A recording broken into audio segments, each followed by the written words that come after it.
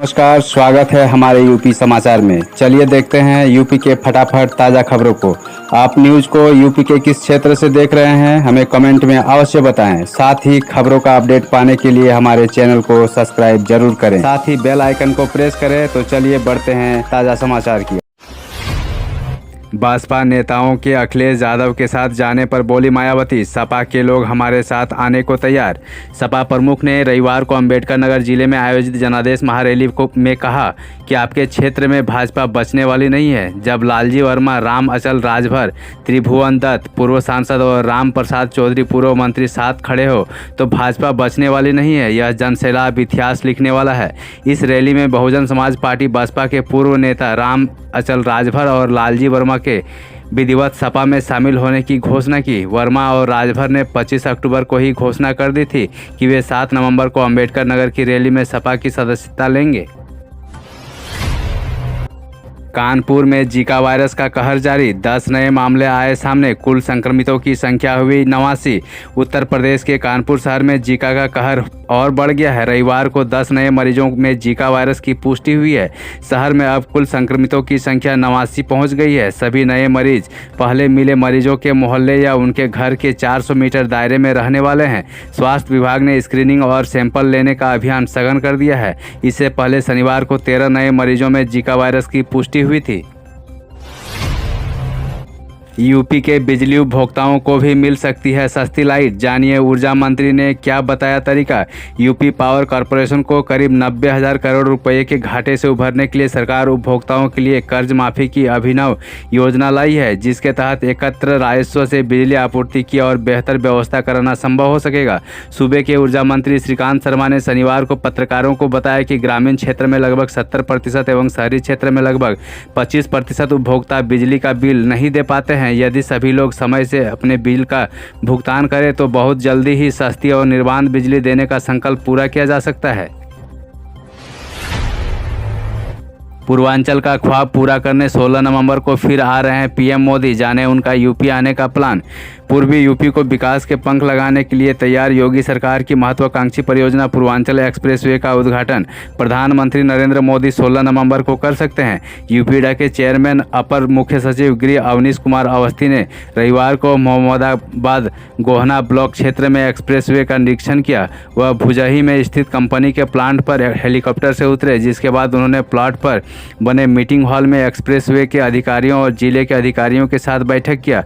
बैठक समाप्त होने के बाद पत्रकारों से बातचीत में उन्होंने कहा कि पूर्वांचल एक्सप्रेसवे बनकर तैयार हो गया है। यूपी में बिजली उपभोक्ताओं के लिए बढ़ सकती है मुसीबत, 1 लाख लोगों को देना होगा अधिक बिल, जाने वजह। लेसा मीटर रीडर और कार्यदायी संस्था की खींचातानी के बीच बिजली उपभोक्ता फंस गए हैं। मीटर रीडरों ने वेतन के मुद्दे पर हड़ताल कर दी है, जिससे इस महीने मीटर रीडिंग का काम ठप है। नतीजतन 1 लाख उपभोक्ताओं के बिल नहीं बन पाए।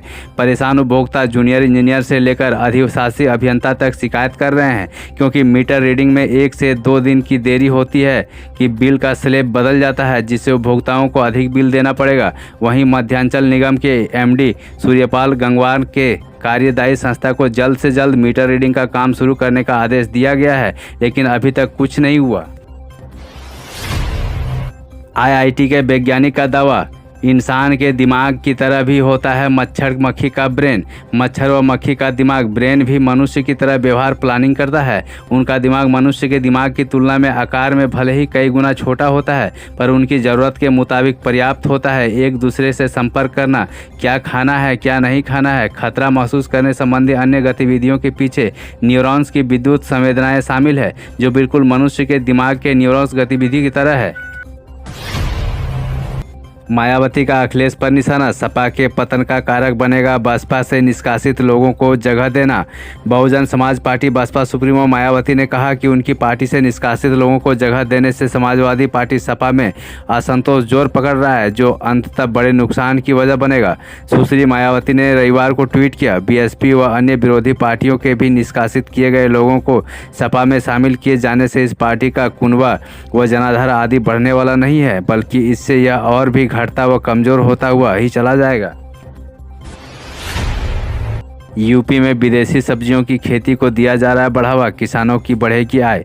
उत्तर प्रदेश में किसानों को अतिरिक्त आमदनी बढ़ाने और पोषक आहार उपलब्ध कराने के लिए बड़े पैमाने पर विदेशी सब्जियों की खेती को बढ़ावा दिया जा रहा है।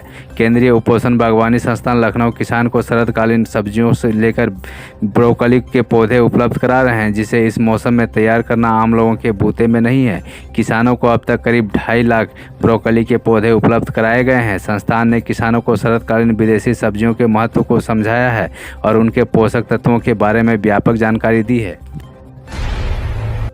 यूपी सरकार का दावा, कोरोना पर पाया नियंत्रण, 69 जिलों में नहीं पाया कोई नया केस। उत्तर प्रदेश सरकार ने राज्य में कोरोना वायरस पर प्रभावी नियंत्रण होने का दावा करते हुए कहा है कि पर्याप्त निगरानी और परिरक्षण की कारगर नीति के परिणामस्वरूप कोरोना काबू में है। राज्य सरकार ने रविवार को एक बयान में कहा कि जनसंख्या के आधार पर देश के सबसे बड़े राज्य के 42 जिलों में पिछले 24 घंटों में एक भी संक्रमित मरीज नहीं मिला है, जबकि 17 जिलों में अब तक एक मरीज ही उपचाराधीन है। सरकार का दावा है कि पिछले 24 घंटे में हुई 73,204 सैंपल की टेस्टिंग में 59 जिलों में एक भी नया मरीज नहीं पाया गया। केवल 6 जिले में कुल 11 संक्रमित की पुष्टि हुई है। छात्रवृत्ति के लिए ऐसे करें ऑनलाइन आवेदन, जानिए आखिरी डेट। केंद्रीय पोषित छात्रवृत्ति के लिए दिव्यांग छात्र छात्राएं ऑनलाइन आवेदन कर सकते हैं। दिव्यांग छात्र प्री बोर्ड कक्षा 9 व 10 व पोस्ट मैट्रिक 11वीं से उच्च शिक्षा तक दोनों ही तरह की छात्रवृत्ति के लिए आवेदन कर सकते हैं। प्री मैट्रिक छात्रवृत्ति के लिए अंतिम तारीख 15 नवंबर है और पोस्ट मैट्रिक के लिए छात्र 30 नवंबर तक आवेदन कर सकते हैं। यह छात्रवृत्ति सामाजिक न्याय और आधिकारिक मंत्रालय की ओर से प्रदान की जाती है।